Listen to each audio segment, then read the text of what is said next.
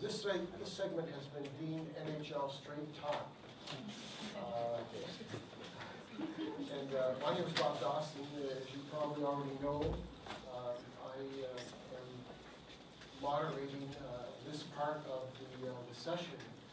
And unfortunately, Kim Davis, who is the Executive Vice President with the NHL, responsible for social impact, as well as growth initiatives and legislative affairs.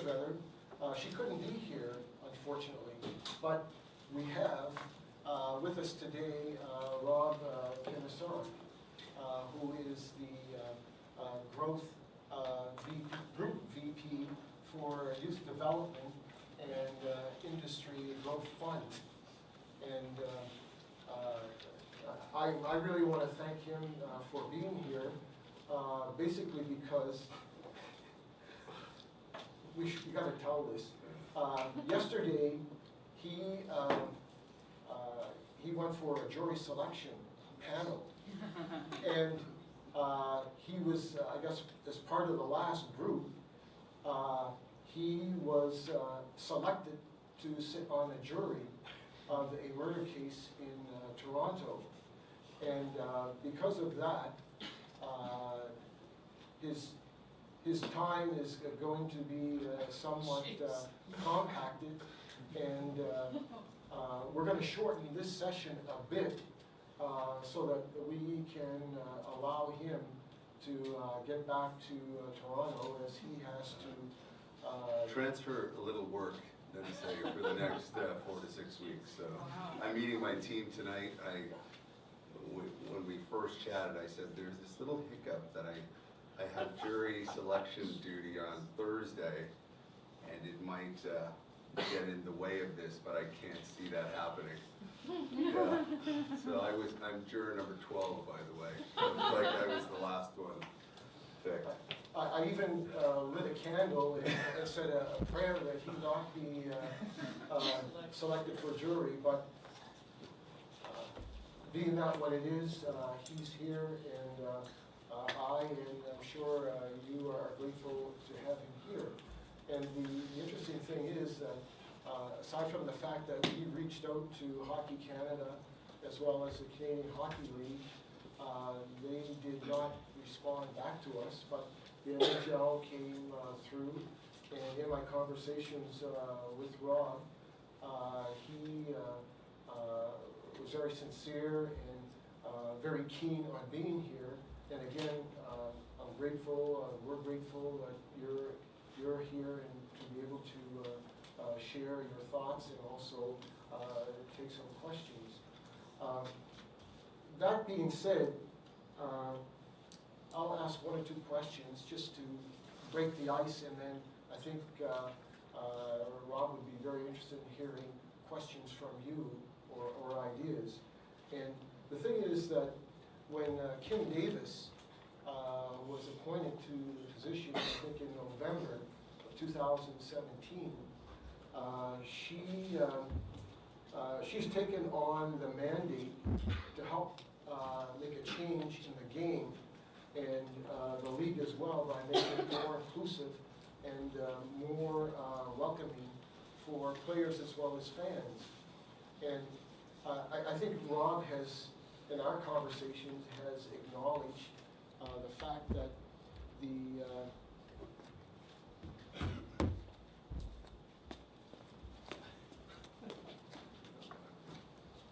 yeah.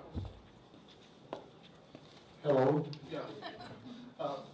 Rob, in the context of our conversations and exchanges, has acknowledged the fact that the NHL, to this point in time, has concentrated on initiatives in terms of growing participation in the game through, I guess, You Can Play and other related initiatives.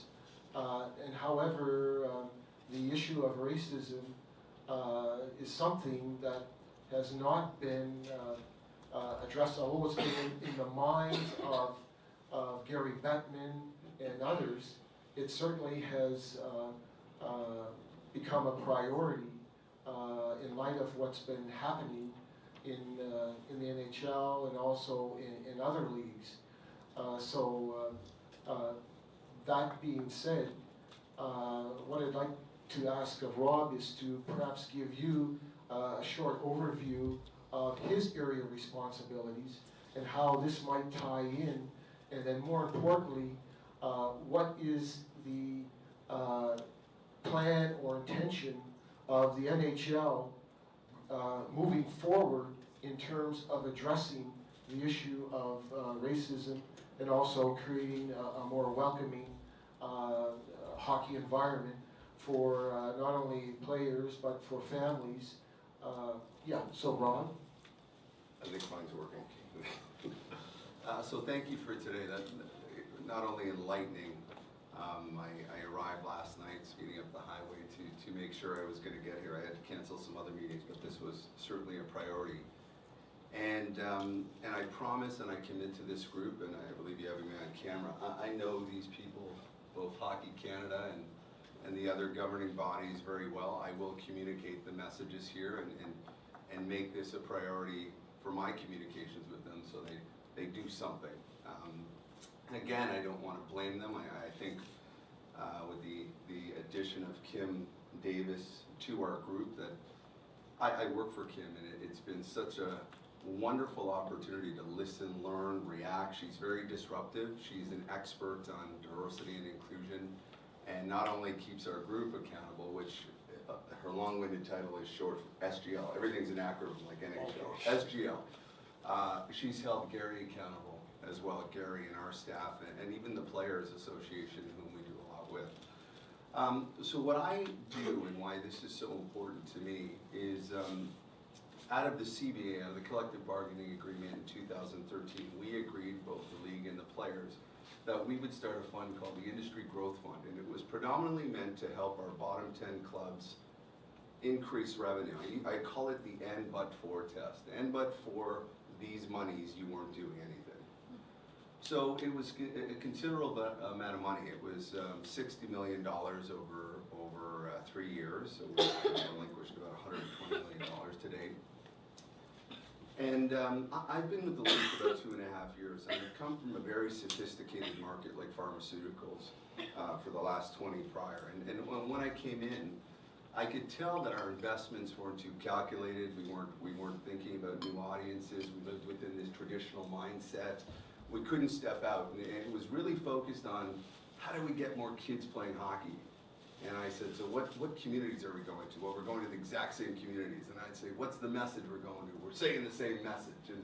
And I thought that was kind of a recipe for insanity to some degree, because we wanted to broaden our game and think differently, and we were offering the same ingredients into the cake, so to speak.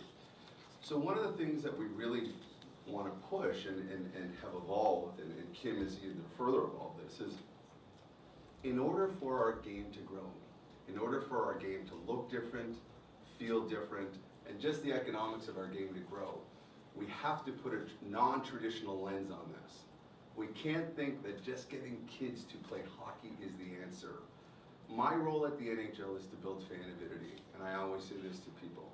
We can either build them by playing, which is a tactic, getting them on the ice and enjoying it, watching, they can watch games, and it's ironic that there's a stat in the NFL that only 20% of their audience has actually ever played the game. So 80% are just watchers of the game, right? Or 100%, but 80% have never played. And the third thing is supporting. So when I talk about our game is made up of volunteers. We are trying to expand to China. The issue is not the number of players in China. You know what our biggest issue is? No referees, because we didn't think about it, right? And so if we don't think about hockey in a non-traditional sense, about we need people playing, of course, and this is not to disparage elite, but I think they have the elite, I'm talking about hockey players, I think they have a light shined on them and have clear paths. It's recreational hockey, it's inclusive hockey, it's giving opportunity for everyone to try our game. If we don't change this mindset, I really believe we're going to be extinct. So we have these, what we call very intentional motives. Can I describe a program? Sure. So first and foremost, having Kim in our world has been a blessing, and I hope it showed the hockey universe. I know you know Kim. I promise you the changes amongst us. The way we look at things, the way we deal with people. You know, I'm here today. We weren't going to miss this opportunity. I think secondly, I asked you to hand out what is called the Declaration of Principles. And I think you might have some handouts. This to us is our morals, is our fabric, is what guides us. And if you look at the last principle, our game should be inclusive to everyone, regardless of any factors. And at least now we have a document we can point to. And so people say, oh, it's just a piece of paper. Well, when I go into Hockey Canada or USA Hockey or Minor Hockey Association and do similar talks, I now have a frame of reference. This is our fabric, this is what leads our department, and it leads the NHL. And if you notice the document, 17 of the biggest organizations in the world signed the pledge to make our game and follow those rules. So you now have the right to ask, if anyone's on that, Hockey Canada is one of them, if anyone's on that list and you don't believe they're living with the intentional scope and purpose, you can challenge them and use that as reference. The second thing that, beyond Kim and our guiding light, we have programs. We have our traditional Learn to Play programs, which we run through our clubs. We mandate to our clubs to go to a variety of different marketplaces. We keep costs down, so our programs generally have a little bit of a registration fee, but the experience, we attach alumni, we give free equipment, we go to wide-reaching audiences to get people to try and kind of fall in love with our game on the ice. The jewel that I think of the NHL and one of the programs that I'm in charge of is called Future Goals, and it's run by a company called EverFi. We go into 18,000 schools, and very few people know about this, and we teach kids STEM education. So we offer this as content through hockey. So you learn kinetic energy by dropping the puck. You learn geometry by looking at a rink. You learn chemistry by the composition of making a rink. And we believe this is how we go to where kids are. This is the single biggest STEM sports program in the world, and it's the most diverse. If we want to hit new audiences, we have to be intentional, and this is single-handedly the most diverse program we have, which we're introducing the game to a wide audience of kids available. And then finally, in the world of my realm, is we have this seed capital, so clubs come to me and they say, almost like a Dragon's Den or Canadians in Shark Tank in the US, they'll come to me and say they have, but born in Canada, that's a Canadian, yeah. Two Canadians lead that show. The Dragon's Den concept really is, you know, we have this idea, and we want to kind of build it out. We don't have the capital. Amongst this joint committee, we approve about $85 million in the market that we see. In 124 applications that we've approved, 50 of those are for an expansion of diversity and inclusivity throughout the NHL. So that's my job. That's great. That's great. And you're obviously very busy because every time we try to connect, you're away and so forth. What other initiatives do you see coming down the road that will enhance, say, the diversity and inclusion, and more importantly, tie into addressing the issue of racism? Yeah, that's a great question. So I wrote a few down, and this is, I think people in the room have heard of Hockey is for Everyone, some. So this previously was a campaign. We used to do it for a month, and we felt as though we connected for a month and kind of checked it off, and almost like a calendar of events. So, and we treat ourselves like an event company. With Kim's edition, this is who we are. Hockey is for Everyone is actually our architect, which we now live by. So it's not just a month in time, it's actually for the complete calendar, and we use it. Last month we had Black History Month. I don't know if people saw what the NHL did, but we built out a caravan and we took it to 7 or 8 different markets with the history of black hockey players for the last 100 years. And the Colored Hockey League of America. And and we have a connection to the Maritimes. But we were very intentional with moving this caravan around to attract new audiences, to show them that hockey is beyond just white, Anglo-Saxon. We had a wonderful turnout. We finished the caravan in Detroit, which we have a huge issue in Detroit that we're trying to solve. Around the Detroit arena, if anyone's been to Detroit, it's called Little Caesars Arena. Less than 2% of their community plays hockey and is attached or connected in any way, which is a travesty in that market. That calls themselves Hockey Town, right? So everything is being pushed out to the suburbs. So we are doing some intentional work with a consultant in Detroit to teach Detroit how to connect back to their youth organizations. And the caravan ended up there. So we had about 600-700 kids that showed up and at least got a glimpse of that hockey is more than what it appears sometimes on the screen.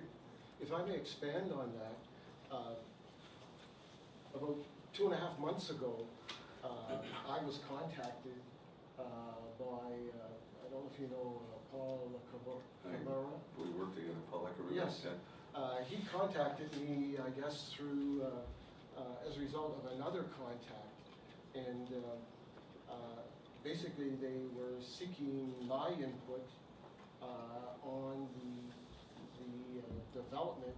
I think they're in the exploratory stage at this point, looking at creating a permanent hockey history museum in the Smithsonian Museum Complex in DC that focuses on black hockey history. I've been contacted, and as a result of that, I have involved a good friend of mine, George Foste, who wrote the book Black Ice, the lost history of the Colored Hockey League of the Maritimes. So that is a very positive initiative, which is being undertaken now.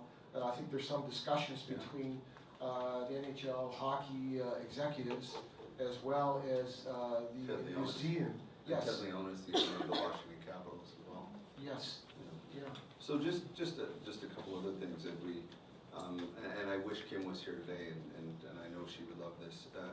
Kim has gone out on her own accord and has met through the clubs in 7 different markets, and we're calling this community influencer sessions, where we're bringing out the community, and which is a true representation of community. It's not just any kind of ethnicity. It's everyone, and really going deep on how we need to connect and how hockey needs to connect. Hockey is just a platform for connection.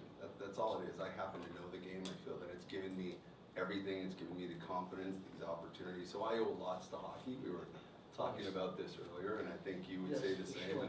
and I think you would say the same. But all it is a vehicle to doing well in life and doing good for people around you. Like it's not, I know this sounds crazy, we're not trying to drive more hockey players. We're trying to drive, I always say to my young teams, I'm trying to make a better citizen. I'm trying to help this game produce better citizens in life.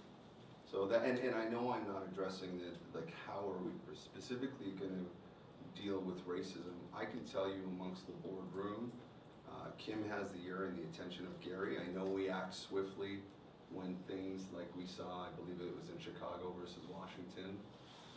We act swiftly reprimanding players. We don't tolerate this.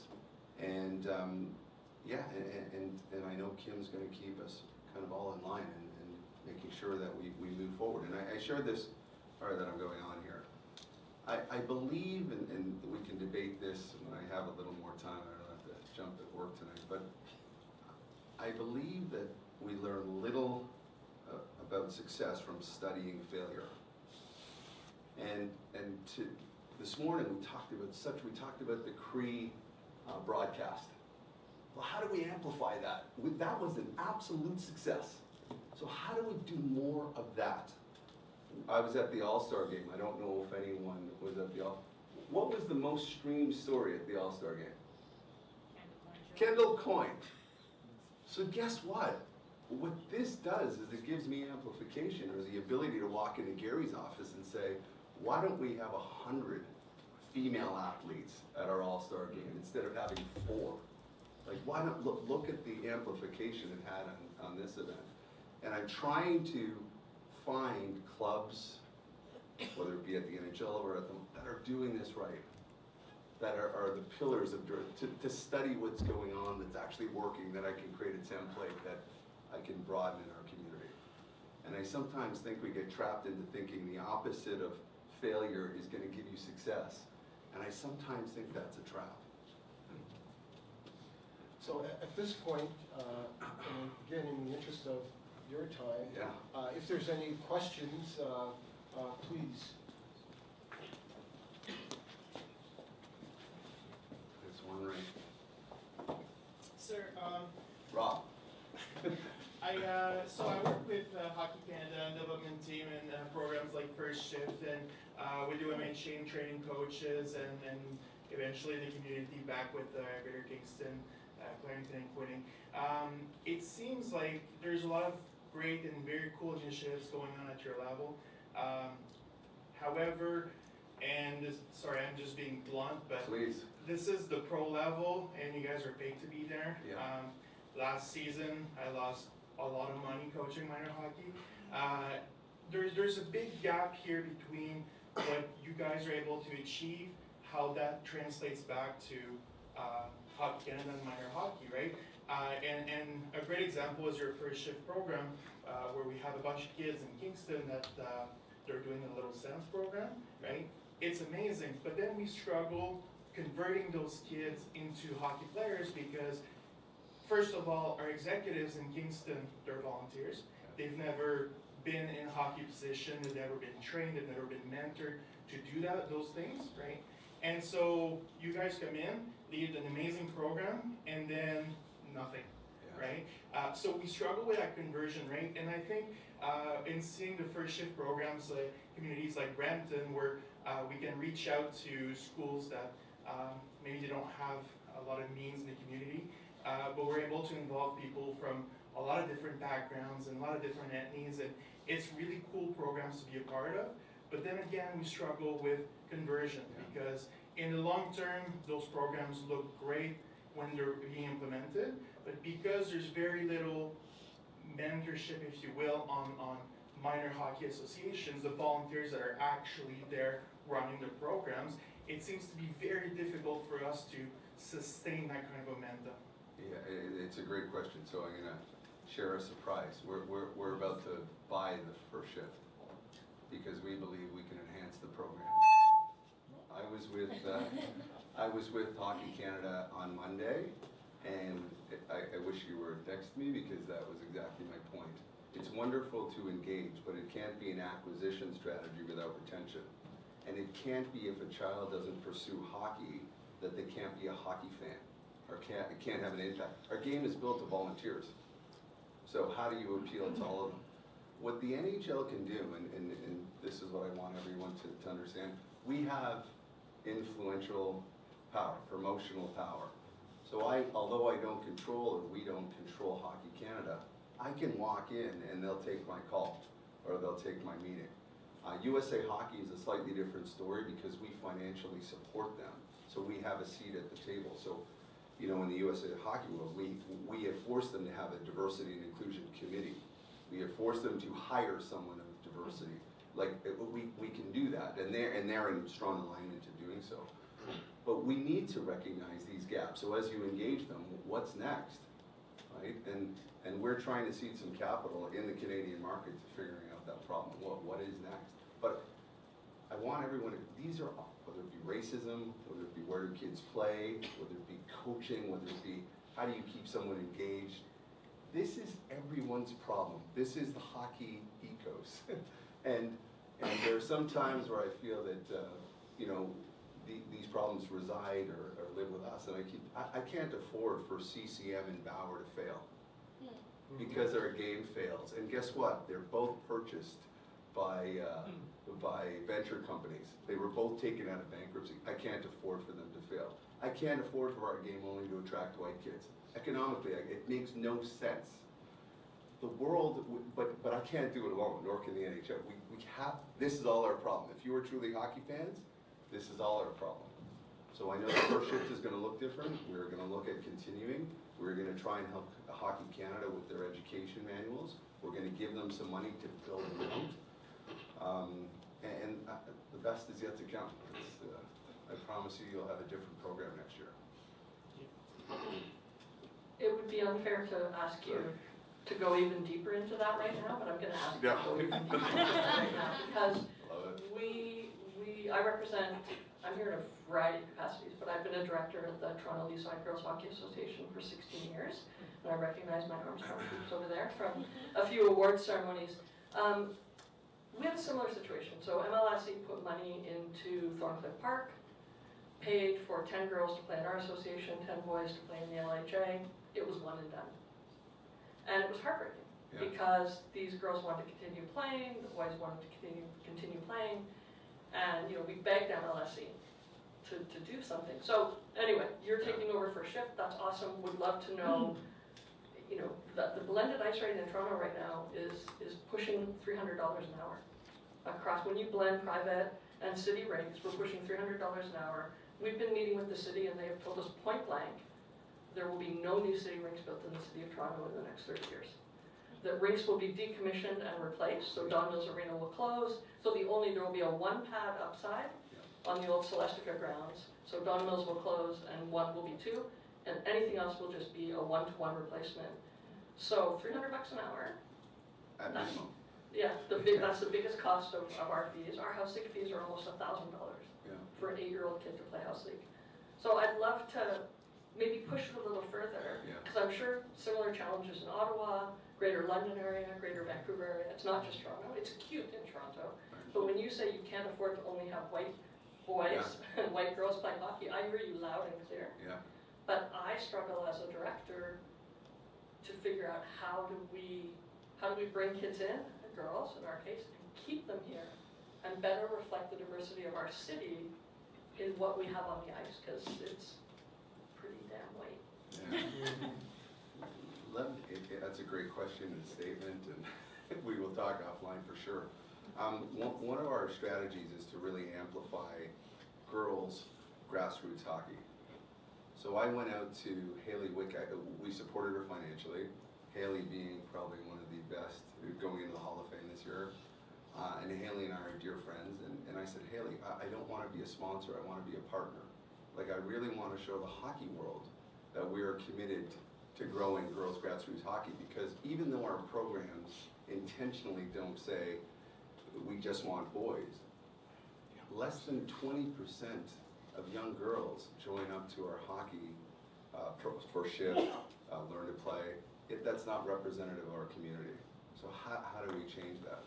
And the way we believe you change it is you anchor to people like Haley so I went out to this tournament called Wickfest. She had 3,000 young ladies at this tournament. Day one was a dance party. I've been to more hockey tournaments than probably collectively in this room.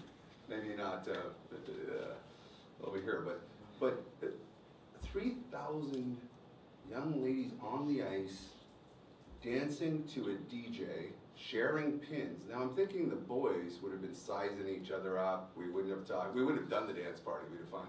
And I went, oh my goodness. But two things that were kind of. The Prime Minister showed up. Okay. But his wife was more of the draw there.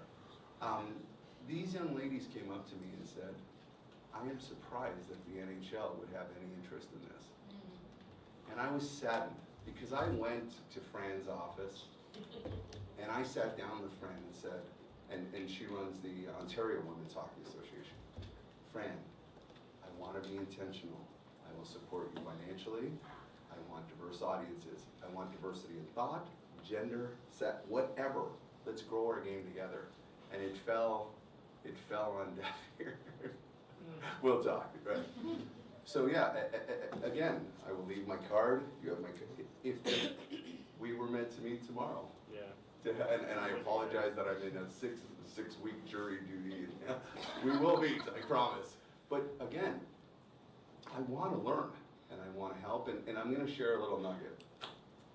I grew up in very humble beginnings. My father is Croatian, my mother is Jamaican.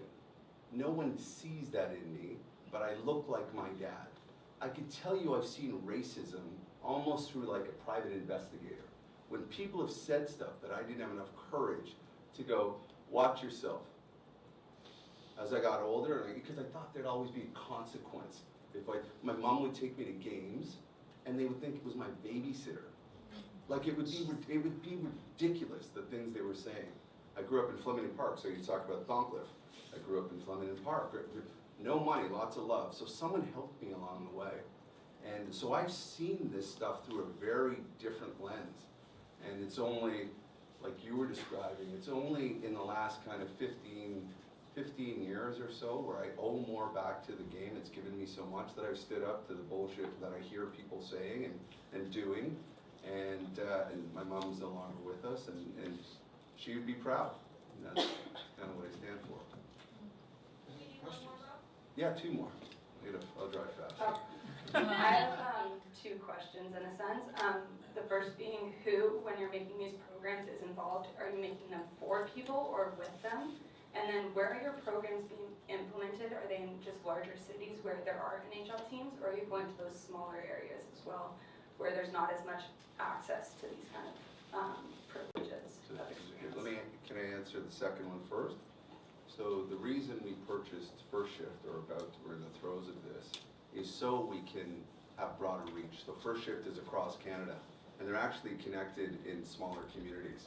And we were very naive to think we can grow this game just by being in our NHL-centric markets. And we saw this as an issue and a hurdle. So First Shift appeals to us because it has broader reach.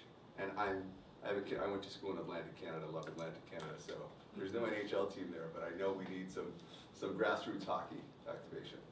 I know we are far from perfect, and I know I can't solve several of these issues, so I always include, so we created a women's advisory council with some great women of our game that have been leaders and really have changed the shape of it. So anytime I think of anything that we're going to roll out more broadly, I always have a task force that includes a variety of people. Do we have to get better? The task force has to consist of people that aren't hockey people. Challenge us disruptively. I want parents there. I want mothers there. I want young ladies. I want like just a different audience, because generally when I walk into the GTHL, you've played there, so let me just bore you for 1 sec. The GTHL is the largest youth hockey organization in the world. They brought us into, and you coach in the G. So they brought me in, the president brought me in, and the board brought me in to speak and say maybe there are ways we can mutually do things together. And I looked at the board and I was like, I see the first issue, right? And I was like, oh, here we go.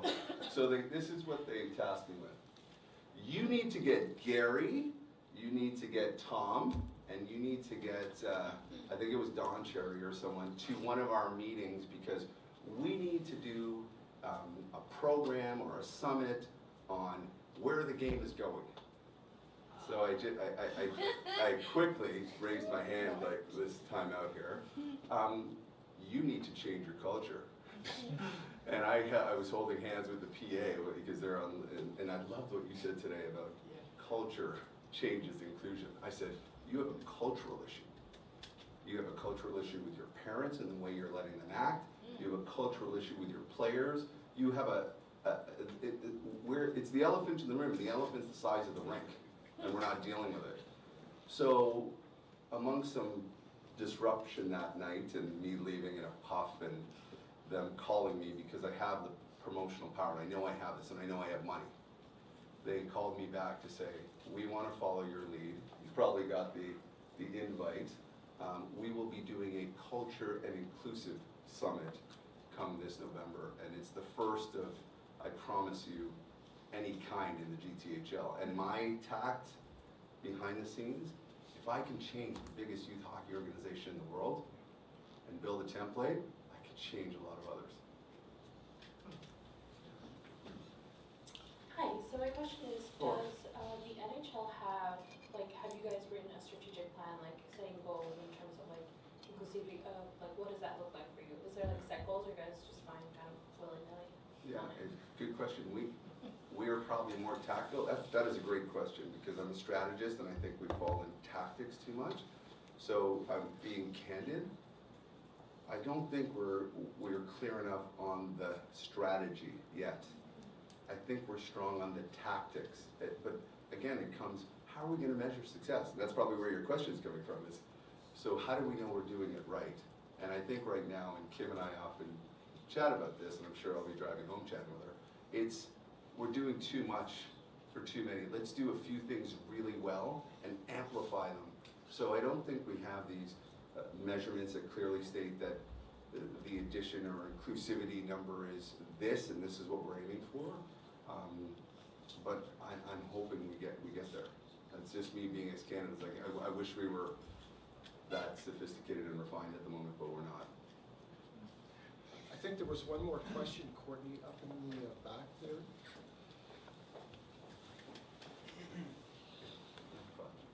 Hello. Hi. I just had a couple questions.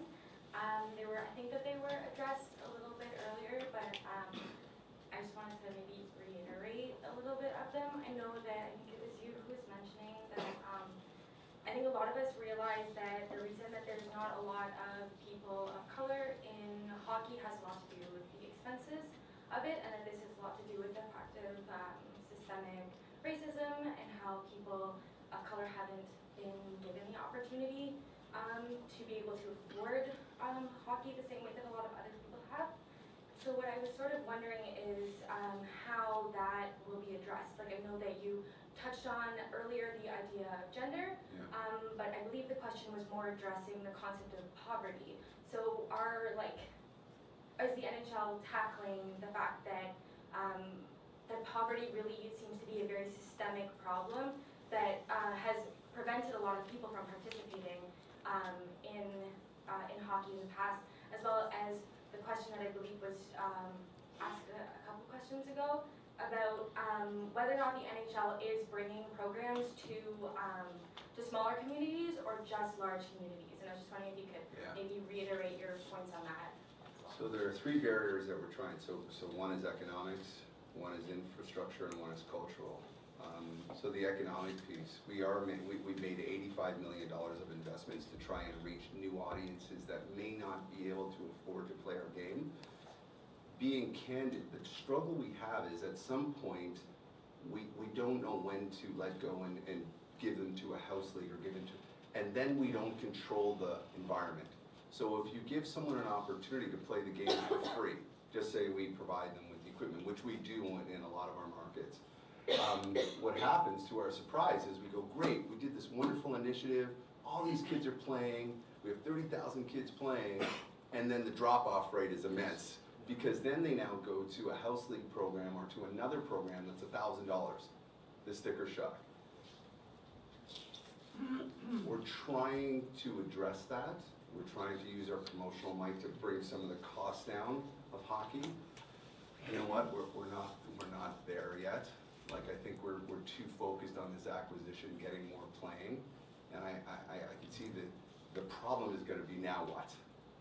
And one of our challenges is how do you connect the ecosystem and how do you keep people engaged that might not have the means to continue playing. But one thing I think is important for us to recognize, thinking non-traditionally. The Declaration of Principles describes we recognize all forms of hockey. The hockey that's played off the ice is just as valuable as the hockey that's played on the ice. We know that there are less costs playing it, there's more access. So through our school programs, we have 85,000 kids playing ball hockey. Ball hockey would have far more people throughout the world playing that sport than they would hockey. So we have to start recognizing a variety of forms of hockey and embracing all forms of hockey rather than just, because now you allow different on and off ramps. Now you address the economic issues. Right? So that's how we're trying to think about it. But to understand what happens kind of next in that ecosystem, we're trying to build that out.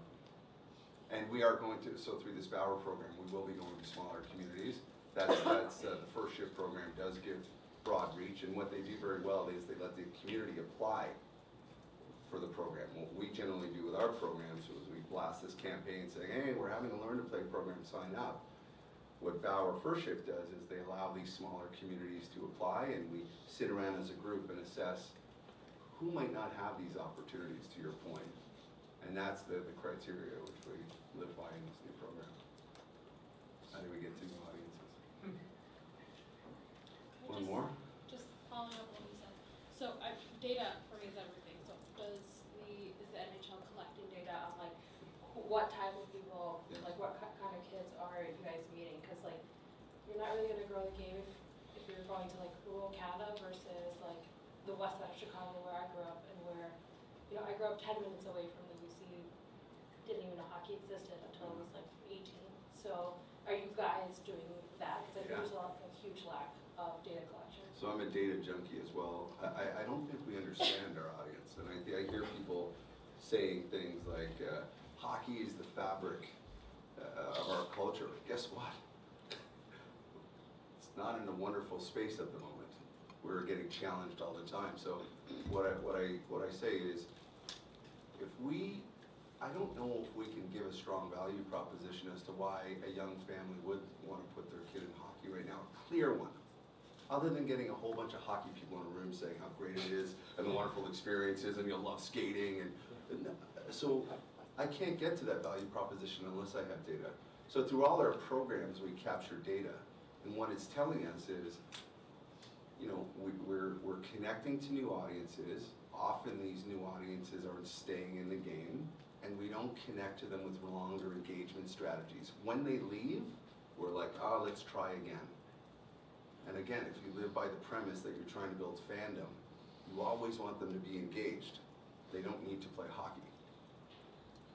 So we do collect that. We're becoming far more sophisticated. All our arenas will soon have Wi-Fi. Just to get, what kind of fan are we getting? Will it work though? But we have to, and I think, let me give you an example. I love basketball. I have season tickets to basketball. The same owner in Toronto, and through my work, I have tickets to the leagues. The same owner owns both. When I go to a basketball game, it looks like Toronto. Very diverse, young, raw, vibrant, connected to their club. When I go to a Leaf game, I get concerned a bit. And Mr. Tannenbaum, who's a great gentleman, is investing in trying to grow vibrant communities and facilitate this. He knows that we need to make because again, back to economics, that marketplace is paying the exact same price for the ticket. So an NBA game, that ticket, you know, the gold seat that you sit in costs the exact same for a hockey game. But the marketplace is completely different. And what can we learn as a league and how to change the way we look at audiences? And so data is going to be essential. What are they connected to? Karen? Yeah, one kind of thought I had, like we haven't really talked much about environmental issues today, but for me, like a lot of ecological justice issues are also related to racial justice issues. And I think it's really pertinent when we think about hockey because in Canada we mythologize this, you know, we grow up, we play on outdoor rinks, and there's a real risk of losing that over the next generation. And hockey is also a very carbon intensive sport, right? Like all the driving we have to do to bring like kids to the arena and stuff. And so I'm wondering, like, is this something that the NHL could maybe take on in terms of looking towards the future, like looking towards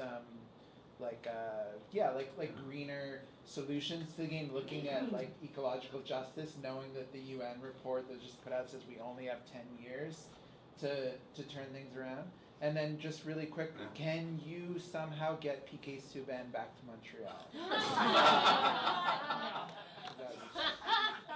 PK's a busy guy, yeah. A big contract. And, we do have someone that's dedicated to green. He's an MIT grad that actually helps anytime we have new facilities that crop up through the clubs. He helps facilitate and build out the new facilities with our footprint on it and to be more sustainable. Your second question around, it was an environmental question beyond that. Well, like, lots of concussions. but I mean, like just looking at the carbon footprint of Yeah. hockey itself, Yeah, and trying to address the fact that a lot of people, like my first hockey memories are playing on a frozen pond. right. Not a lot of outdoor rinks really freeze for much of the winter in Montreal anymore. Yeah, And this is like, that's going to change the culture of the game. And so I'm wondering like what can be done from the upper level, like the pro levels of the sport, to address like knowing that our culture contributes. It's like this awful vicious cycle that like we love the game, we want to be participants in it, but it's contributing to a culture that is ultimately destroying the planet. no, I know. It's a tough one. And to add to that, another layer is, actually kids, there's a reduction in participation. Kids are more anchored to games and video games that they're playing. How do we play a role in that environment and not feel as though they're a competitor, but embrace them and accept that if that's the path that they want to take, that we don't judge them or say you're doing wrong, but we embrace it and find ways to connect with them through those games. So I don't have enough insight, so I don't want to go into the environmental factors, but sorry. Yeah. Well, I guess it's, this will bring this particular session to a close because Rob has to hit the trail. We'll be thinking about you being sequestered and with your trial. But Can I just say something? It's funny, and I want to, because I think it's much like today. On Friday, Canada asked very little of us, and everyone was telling me how to get out of this trial, right? Everyone was giving me, I have lots of lawyer friends that are just say this and do this, and I didn't have, I was telling you, I didn't have it in me to do this, and so they asked me, were you going to go to the judge and say you have an issue? Several people did, and it was disappointing, and I was about to. And I look and I think, at the end of the day, some justice has to be served, right? So although I hate having my time consumed for a month, that's on something I didn't, it's important that we do this, just like this. It's important that when we're called to do something important in society, that we do this. So I changed my framework, and as I was about to go and say I might have an issue because we're going into the playoffs, I actually changed. They go, so not the bailsman, but the court officer says, oh, so do you have an issue? And no. And I was the last, thank you, I was the last one picked. I am juror number 12. And so it's no different than this. If we ignore the problems and we go in, filter, we got to do what's right. So that's my little. And sort of on ending, sort of today coming together is a beginning. Working together is a success. And I think in going forward, your presence here and all of what has taken place will certainly be great feedback, which hopefully you and Kim and your organization will consider the outputs, or rather the outcomes of this particular gathering, and we'll have an opportunity to maybe have you and Kim, and there'll be some sort of exchange in the future. But it takes each of us to make a difference for all of us. And thanks again for coming. And I know we'll be in touch. oh, for sure. And please, I would love us all to be in touch. I'm going to be busy for a month, be mindful, but solutions, let's drive solutions. And if we have solutions, I will bring them to the table. I can't guarantee anything, but if you need people to talk to Hockey Canada, if you need people to talk to minor hockey associations, if you need access to the NHL, just call me. We will find a way to make it happen. This is the right thing to do. Thanks.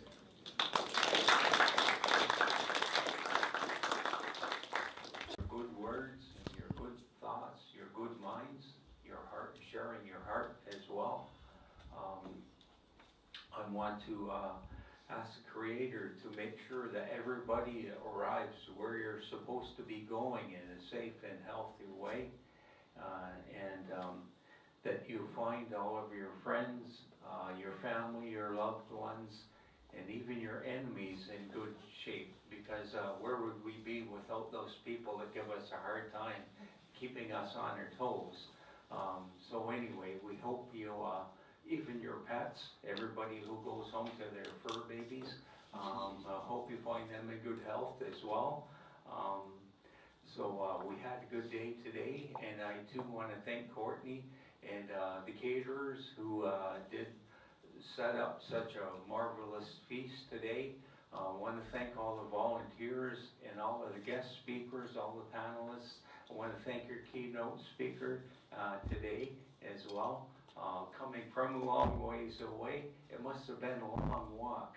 And I hope your trip home is just a healthy one. But anyway, I asked Creator to look after everybody and travel in a safe way. So that's about all I've got for now. Miigwech, Nyalgoa.